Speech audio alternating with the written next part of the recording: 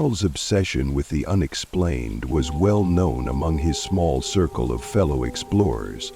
A seasoned adventurer and content creator, Karl thrived on exploring places others dared not venture. He had traversed decaying hospitals, abandoned factories, and forgotten mansions, documenting eerie whispers of the past. But nothing could have prepared him for room 308. It started innocently enough. Late one evening, as rain tapped against his window, Karl scrolled through his email, sifting through tips from followers about supposedly haunted locations. Among the usual messages, one stood out. It was short, cryptic, and sent from an anonymous address. The message read, "Room 308, Ashmore Apartments. The source of nightmares. I barely made it out alive. Don't go alone, and whatever you do, leave before midnight." Attached to the email was a grainy photo of a decrepit apartment building, its facade worn by time and neglect. Perhaps the unnerving symmetry of the windows or the faint outline of a figure standing behind one. Karl leaned back in his chair, intrigued. A quick internet search revealed a disturbing history. The Ashmore Apartments were built in the early 1900s and had been a symbol of luxury in their heyday. But after a series of unexplained deaths in the 1970s, the building fell into disrepair. Tenants spoke of phantom footsteps, sudden temperature drops, and shadows moving where none should exist. Room 308 in particular was infamous. Stories varied, but the most persistent rumor involved Evelyn Harper, a recluse who had lived in the room for decades. Neighbors claimed she never left her apartment and could often be heard muttering to herself late at night. When her body was discovered in the 1980s, the coroner noted unusual circumstances. The room was filled with scratches, claw marks etched into the walls, as if she had been trying to escape. Since then, room 308 had remained vacant, though urban legends kept its story alive. Some said Evelyn's spirit still roamed the apartment, warning intruders to leave. Others believed the room was a portal to something darker, a place where the boundary between the living and the dead was perilously thin. For Karl, the opportunity was irresistible. He was no stranger to haunted locations, and his YouTube channel thrived on uncovering such mysteries. The email was a perfect lead, and he quickly began preparing for what he believed would be his most thrilling exploration yet. Skin. The next day, Karl gathered his equipment. His exploration kit was as much a part of him as his own shadow. Camera. A high-resolution model capable of capturing even the faintest of movements in low light. Digital recorder. To capture EVPs, electronic voice phenomena, the whispers of spirits that couldn't be heard by the human ear. Flashlight and extra batteries. Karl had learned the hard way that batteries had an uncanny tendency to drain in haunted locations. Notebook. For jotting down observations. But for this trip, Karl added one more item. A small talisman gifted to him by a friend, said to ward off evil. Though he didn't believe in such things, he tucked it into his jacket pocket. He posted a teaser to his followers. Exploring the most haunted apartment in the city tonight, room 308. Stay tuned. The responses were immediate and filled with warnings. Don't mess with that place, dude. It's cursed. Make sure someone knows where you are. Can't wait to see what you find. Karl shrugged off the warnings, chalking them up to overactive imaginations. Night fell swiftly, and by the time Karl arrived at Ashmore Apartments, the city was cloaked in darkness. The building loomed ahead, its weathered exterior illuminated by a flickering street lamp. The rain from earlier in the day had left the pavement slick, reflecting the dim light in eerie patterns. Karl stood outside for a moment, taking in the sight. The building was taller than he'd expected, its windows like dark eyes staring back at him. A sense of unease settled over him, but he brushed it aside. The lobby was a desolate space, lit by a single dim bulb. Peeling wallpaper revealed water-stained plaster beneath, and the air carried a damp, musty smell. An old man sat at the reception desk, his head bowed as he flipped through a yellowed newspaper. Karl approached, trying to appear casual. "Excuse me," he began. "I'm here to check out room 308. The man didn't look up. His response was slow, almost reluctant. "Nobody rents that room anymore." Karl persisted. "I'm not renting, just exploring. It's for a project." The old man finally met Karl's gaze. His eyes clouded but sharp. 308 is cursed, he said flatly. "People go in, but they don't come out the same." Karl offered a polite smile. "I'll be careful." The old man shook his head, muttering something under his breath, but he handed over the key without further protest. "Don't say I didn't warn you," he said as Karl walked away. The elevator was out of order, so Karl took the stairs. The narrow stairwell was dimly lit, the walls graffitied with crude drawings and cryptic messages. He climbed slowly, his footsteps echoing unnaturally in the confined space. By the time he reached the third floor, Karl's unease had grown. The corridor was darker than the rest of the building, its air colder.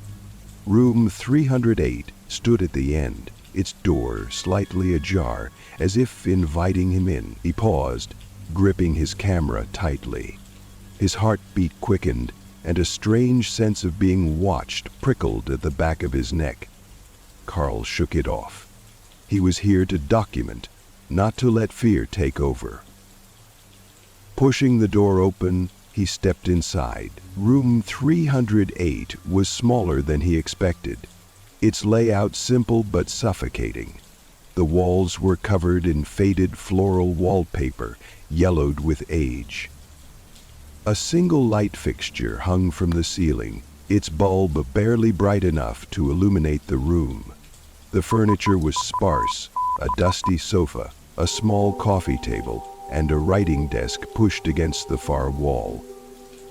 A chair sat in the corner, facing away from the rest of the room. It looked out of place, as if someone had deliberately moved it there. The smell of mildew and something sharper, almost metallic, filled the air. Karl began setting up his equipment, narrating into the camera as he described the room. "This is it," he said. "Room 308, the heart of the Ashmore Apartments ghost stories. Let's see if the legends are true." But even as he spoke, the room seemed to grow heavier, the air pressing down on him. Shadows stretched unnaturally, and the faintest of whispers seemed to emanate from the walls. Karl ignored it, chalking it up to nerves. After all, the night was just beginning. Karl began his exploration of room 308 methodically. With his flashlight cutting through the dimness, he examined every corner of the room. The walls bore faint scratches, barely noticeable unless the light hit them at the right angle. The claw-like marks reminded Karl of the stories about Evelyn Harper, the room's last known tenant. He ran his fingers over the grooves, the sensation sending a shiver down his spine. The air grew colder as he moved deeper into the room. It wasn't the natural chill of an old, poorly insulated building. It felt unnatural, seeping into his bones. As Karl set up his digital recorder on the coffee table, the faint whispers he had been ignoring became harder to dismiss. It was as though the walls themselves were murmuring secrets, just beyond the threshold of comprehension. He adjusted his camera, angling it toward the writing desk in the corner. A small journal sat on its surface, bound in cracked leather. The pages were yellowed with age, and the faint scent of decay clung to it. Intrigued, Karl flipped it open. The handwriting was uneven, shaky, as though written by a hand overcome with fear or exhaustion. Most of the entries were mundane, a record of Evelyn's daily life in the apartment. But as Karl skimmed through, the tone shifted. The writing became erratic, the entries filled with fragmented sentences. The shadows are moving again. I hear them whispering my name. They're in the walls. I can't leave. They won't let me. Karl felt a pang of unease. The final entry was little more than a frantic scrawl. It wants me to stay. Forever. A sudden thud interrupted his thoughts. The sound came from the kitchen area, a small space barely visible from where Karl stood. His flashlight wavered as he turned toward the noise. He hesitated for a moment, his instincts urging him to leave, but his curiosity won out. Camera in hand, he moved toward the kitchen. The source of the sound was unclear. The sink dripped steadily, the plinks of water echoing in the silence. The cabinet doors hung open, their contents spilled onto the floor, a chaotic mess of utensils and plates. Karl knelt to examine the scene, his heart pounding. Had he left it like this? He couldn't remember. As he stood to leave, the whispers grew louder. They weren't just in the walls now. They seemed to surround him, closing in from all directions. His recorder, still sitting on the coffee table, picked up faint voices. Karl rushed back, his camera trained on the device. He played back the audio, holding his breath. At first, there was nothing but static, but then, faintly, a voice emerged. Stay. The word sent chills racing down Karl's spine. His grip on the camera tightened as he scanned the room, his flashlight flickering. The air felt heavier now, almost oppressive, and he realized he was sweating despite the cold.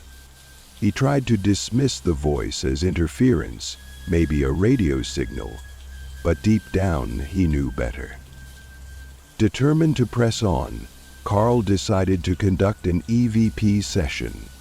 Sitting on the dusty sofa, he placed the recorder on the table and began asking questions. His voice wavered slightly, betraying the fear he tried to suppress. "Who are you?" he asked, his words cutting through the silence. The room remained still, save for the occasional creak of the floorboards. Karl waited a moment before continuing. "Why are you here?" Again, silence. He exhaled slowly, relaxing slightly. Maybe the stories were just that, stories. But as he reached for the recorder to review the audio, the lights in the room flickered. The whispers returned, louder this time, their disjointed syllables forming a chorus that seemed to echo from every direction. Karl froze, his heart racing. A sudden, sharp knock on the door broke the spell. The sound was so abrupt and forceful that Karl nearly dropped his camera. He turned toward the door, his breath shallow, muffled but unmistakable. It was his own voice. Panic set in. The voice outside the door repeated his name, mimicking his tone perfectly. Karl backed away, his camera shaking in his hands. He glanced at the recorder, now emitting a low, static hum. The room seemed alive, its shadows writhing like living things. He had encountered strange phenomena before, but this was different. This wasn't just a haunted space. It was something malicious. Something that knew him. The knocking grew more insistent, the sound reverberating through the room. Without thinking, Karl lunged for the door and yanked it open. The hallway was empty. The whispers inside the room stopped abruptly, replaced by an eerie stillness. Karl hesitated in the doorway, torn between fleeing and staying to document more. His pride as an explorer urged him to stay, but his instincts screamed for him to leave. He stepped back into the room, closing the door behind him. The air felt different now, charged with an electric energy that made his skin crawl. He glanced at the chair in the corner, the one facing away from the rest of the room. It had moved. The chair was now facing him. Karl's flashlight flickered violently as he approached the chair, his legs feeling as though they were moving on their own. The recorder on the table emitted a sharp, high-pitched squeal, causing him to wince. The room seemed to tilt, the walls bending inward as though trying to swallow him. As he reached the chair, his flashlight gave out completely. Darkness enveloped him, and the whispers returned, louder and more insistent. He felt a presence behind him, cold breath on the back of his neck. Spinning around, he aimed his camera blindly, its night vision capturing the faint outline of something, or someone, standing in the shadows. The figure was barely visible, its features distorted, but its eyes burned with a malevolent light. Karl stumbled backward, his foot catching on the edge of the carpet. He fell, the camera slipping from his grasp and landing with a thud. The figure advanced, its movements unnaturally jerky, like a marionette controlled by invisible strings. Grabbing his camera, Karl scrambled to his feet and bolted for the door. He didn't look back as he sprinted down the hallway, his breath coming in ragged gasps. The whispers followed him, growing louder with each step. When he finally burst out of the building, the night air hit him like a wave. He collapsed onto the pavement, clutching his camera to his chest. The whispers ceased, leaving only the sound of his own labored breathing. Karl looked up at the building one last time. The window to room 308 was dark, but he could feel something watching him. He didn't stay to find out. He parked in a close place and walked the 4 blocks to his apartment, where he lay down on the bed and prepared for the night. Karl didn't return to his motel after fleeing room 308. Instead, he sat in his car parked just outside the building, staring at the looming structure. The room's oppressive aura lingered in his mind, an itch he couldn't scratch. His instincts told him to drive away, to leave this cursed place behind. But his obsession with the truth, his drive to uncover the mysteries of the unseen, held him in place. Hours passed, and the darkness of the night seemed unnaturally thick. His camera, still clutched tightly in his hands, held the only proof of what he had experienced. He reviewed the footage, his heart pounding with anticipation and dread. The screen revealed the chair moving on its own, a shadowy figure barely discernible in the corner. The whispers had been picked up clearly, though distorted, but the most unnerving part came toward the end. As he had fled the room, the camera had caught something he hadn't noticed in the moment. In the doorway, just as he turned to leave, the figure stood there, watching him with eyes like glowing embers. Karl's stomach churned as he replayed the scene. What was it? A ghost? A manifestation of Evelyn Harper's despair? Or something far darker? The questions burned in his mind, driving him to a dangerous decision. He had to go back. With dawn breaking over the horizon, Karl grabbed his gear and entered the building again. The corridors were eerily quiet, the air stagnant, as though the building itself held its breath. He climbed the stairs slowly, each creak of the steps amplifying his anxiety. When he reached room 308, the door stood ajar, as though it had been waiting for him. Karl hesitated, his hand hovering over the camera's record button. He steeled himself and pushed the door open. The room was exactly as he had left it, or so it seemed. The chair was back in its original position, facing the desk. The spilled utensils in the kitchen had been neatly placed back in the cabinets. It was as if the room had reset itself. Karl stepped inside, every fiber of his being screaming at him to leave. He set up his camera and recorder again, determined to document everything. Into the sea, France débide en vest. This time, Karl's exploration was more deliberate. He began by examining the desk where he had found Evelyn's journal. As he flipped through the pages, he noticed something he had overlooked before. A torn-out section, faint impressions of writing still visible on the remaining paper. He rummaged through the drawers, his heart racing when he discovered another notebook hidden beneath a false bottom. This one was smaller, its pages filled with sketches and cryptic symbols. At first, the drawing seemed random, spirals, jagged lines, and figures. But as Karl pieced them together, a disturbing pattern emerged. The symbols seemed to depict some sort of ritual, with Evelyn's notes describing a presence that grew stronger with time. One page read, "It doesn't want me to leave. It needs me. I can feel it pulling me deeper into the room." Another entry, written shakily, said, "I think it's feeding on me. My fear, my sorrow. It grows stronger every day." Karl's pulse quickened as he reached the final page.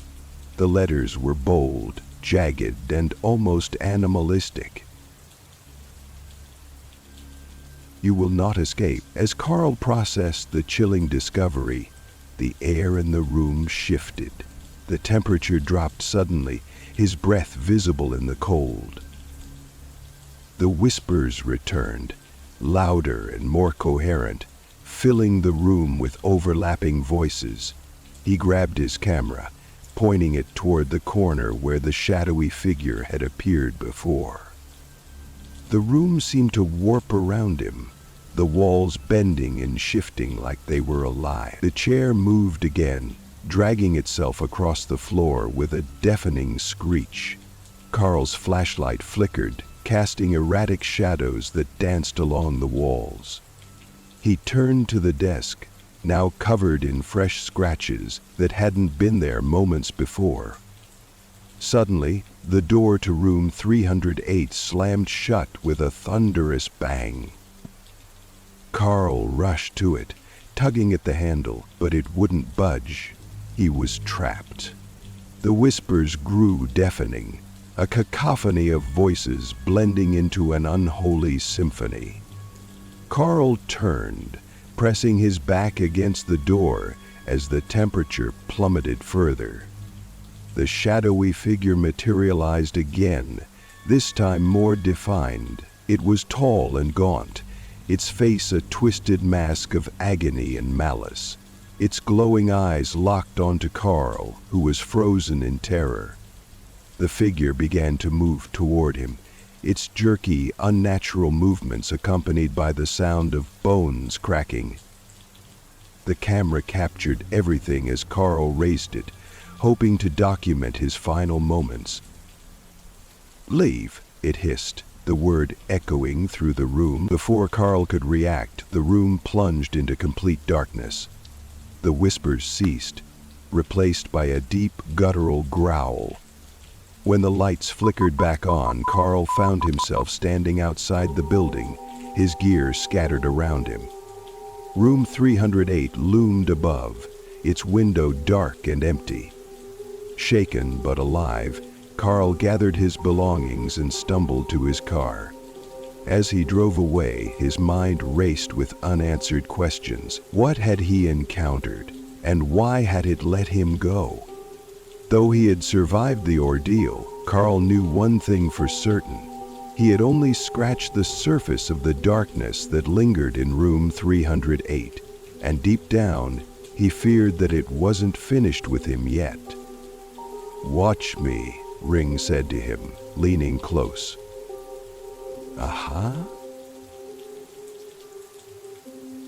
The days following Karl's escape from room 308 were a blur of fragmented memories and a gnawing sense of paranoia. He had returned to his motel only to find himself haunted by the experiences in the room. Sleep became a distant luxury as his dreams were plagued by the shadowy figure with glowing eyes. Every time he closed his eyes, he could hear the whispers, soft at first, then escalating into a cacophony of overlapping voices, all urging him to return. But it wasn't just the dreams. Karl began noticing subtle changes in his waking life. Objects in his room moved inexplicably. His camera, which he had placed carefully on the desk, was often found on the floor with its lens pointed toward him. His reflection in the mirror seemed delayed, its movements slightly out of sync. Still, Karl fought the growing compulsion to return to room 308. He spent hours poring over the footage he had captured, trying to make sense of the entity he had encountered. But the more he reviewed the recordings, the more distorted they became. The shadowy figure seemed clearer in every frame, its eyes glowing brighter, its outline more defined. It wasn't until a particular incident that Karl realized he couldn't outrun the room's influence. One night, as he sat at his desk reviewing the journal he had taken from the room, the writing began to change before his eyes. The ink bled across the page, rearranging itself into a single phrase repeated over and over. "Come back." Despite every instinct screaming at him to leave the town and never look back, Karl knew he had no choice. The room had marked him in some inexplicable way, tethering his existence to its dark aura. He rationalized his decision by telling himself he needed closure, but deep down he knew the truth. The room had called, and he was powerless to resist. Equipped with his camera, flashlight, and a small bag of tools, including a crowbar, holy water, and a pocket knife, Karl made his way back to the building under the cover of darkness. The air was heavy, the town unnaturally quiet, as though the world itself was holding its breath. The building loomed ahead, its windows like hollow eyes staring back at him. As Karl stepped inside, the oppressive silence greeted him once more. The walls seemed to close in around him, the corridors darker and more twisted than he remembered. Reaching the third floor, Karl's steps faltered as he approached room 308. The door, once slightly ajar, was now fully closed, but it bore fresh scratches as though something had tried to claw its way out. With trembling hands, Karl reached for the doorknob. The cold metal sent a shiver through his body, but he turned it anyway. At the center of the circle lay the journal he had returned, its pages fluttering despite the still air. The symbols on the wall seemed to writhe, alive with an energy that made his skin crawl.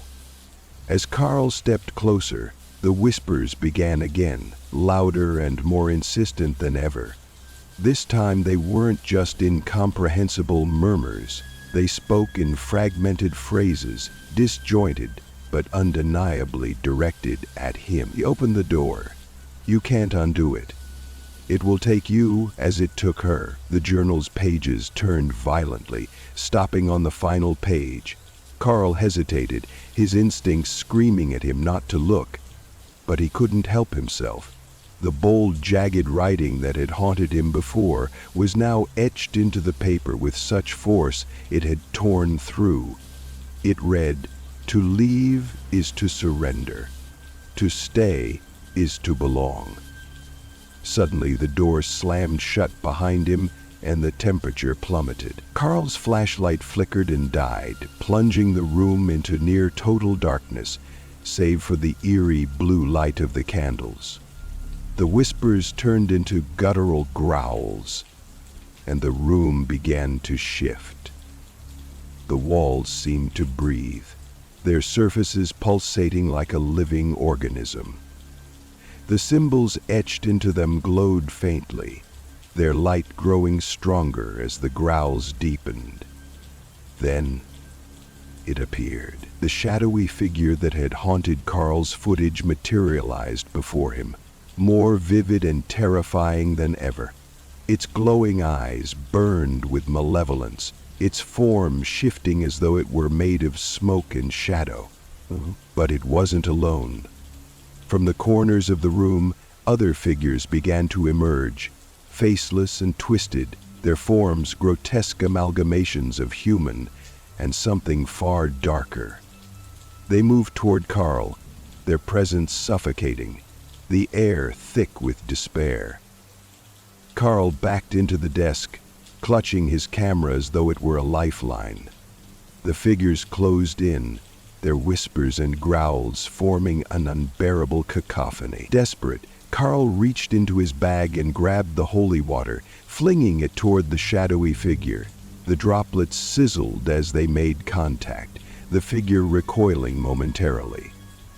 But the reprieve was short-lived. The room seemed to roar in anger, the walls trembling violently. The journal burst into flames, its pages consumed in an instant. The symbols on the walls burned brighter, and the figures advanced undeterred. Karl screamed as the shadowy figure lunged at him, its icy grip wrapping around his throat. His camera fell to the ground, capturing the chaos as the room seemed to collapse in on itself. The last thing Karl saw before everything went black was the figure's glowing eyes, burning with an unholy fire. When Karl awoke, he was lying in the alleyway outside the building. His gear was gone, his body bruised and battered. The building itself was silent, its windows dark and uninviting. Karl staggered to his feet, his mind reeling. He had survived, but at what cost? The room had taken something from him. His courage, his sanity, perhaps even a piece of his soul. As he stumbled away, the whispers echoed faintly in his mind, a chilling reminder that the room wasn't finished with him yet. Karl knew he could never go back. But he also knew that room 308 would remain a part of him forever, a shadow he could never escape.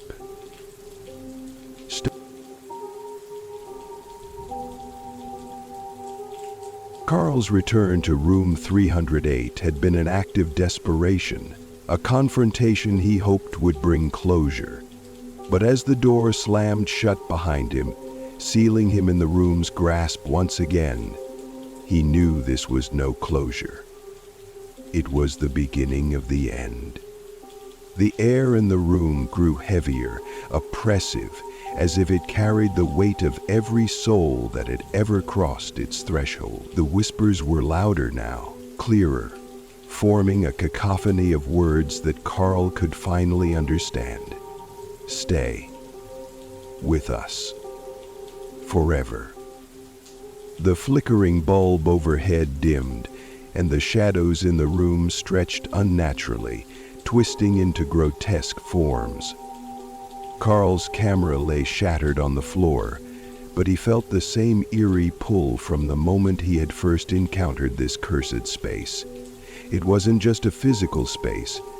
It was alive, feeding on fear, on despair. And now, It was ravenous. The walls began to bleed symbols, ancient, arcane markings glowing faintly, pulsating like a heartbeat. The temperature plummeted, frost forming on the windows.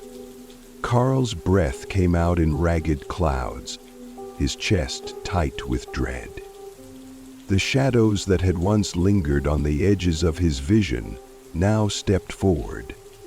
They were more than shadows.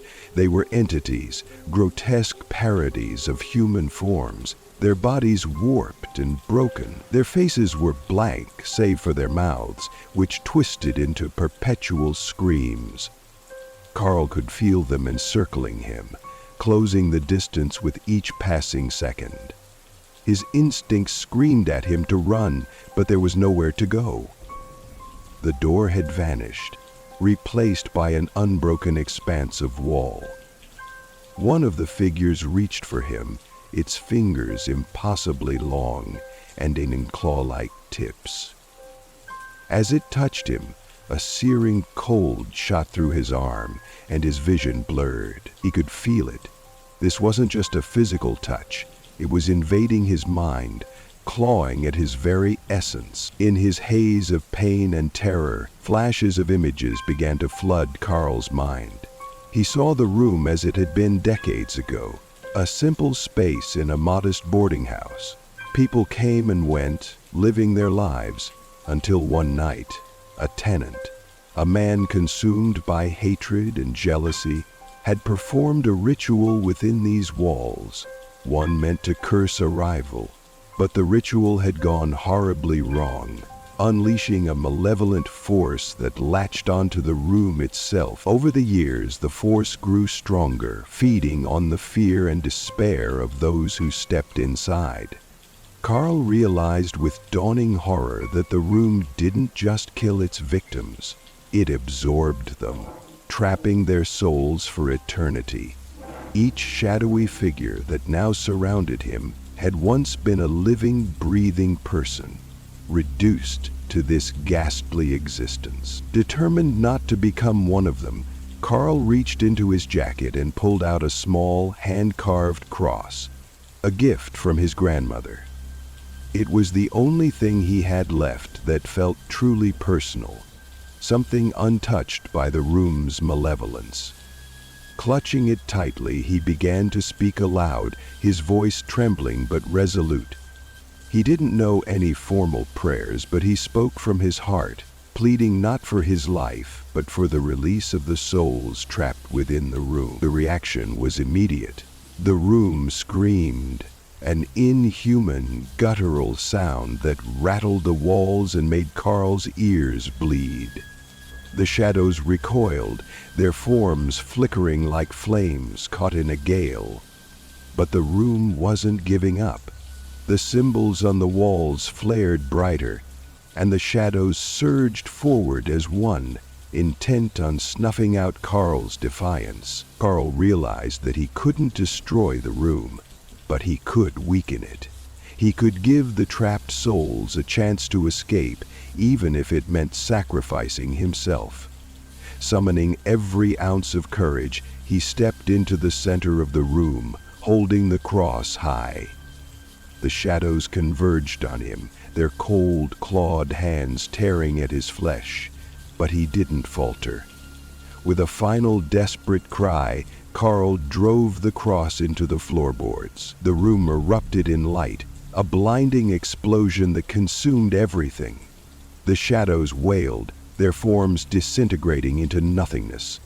The symbols on the walls faded, and the oppressive energy that had filled the space dissipated. When the light faded, the room was empty. The walls were bare, the air still, but Karl was gone.